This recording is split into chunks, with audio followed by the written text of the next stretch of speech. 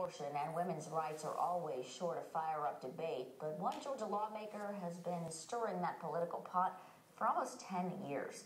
State Representative Bobby Franklin is once again introducing a measure that some people say would make it illegal for a woman to have a miscarriage. John Pless has a closer look at the bill and what people have to say about it. Republican Georgia State Representative Bobby Franklin is once again introducing House Bill number 1, always the first measure on the House's list of issues to tackle every year since 2002. It's called the Prenatal Murder Bill that would make abortion murder, and in cases of miscarriage, a woman would have to prove she did not have human involvement. By phone, Planned Parenthood Southeast tells me Franklin's bill is a big government intrusion.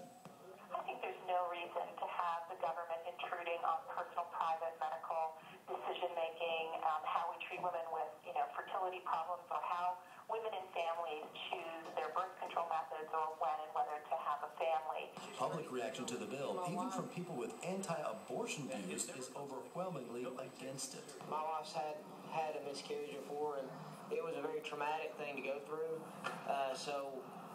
For somebody to say that it's their fault is pretty insulting.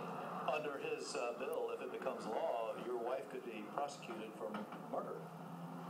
There's all sorts of stupid laws out there but that's probably about as one as dumb as I've ever heard. I think it's totally insane. A miscarriage happens, it's even if it's unintentional, it's still a miscarriage. A miscarriage is something that happens that's not planned, and that would be ludicrous to charge a woman for a miscarriage. On Representative Franklin's state webpage, he proclaims to be, quote, the conscience of the Republican caucus because he believes that civil government should return to its biblically and constitutionally defined role.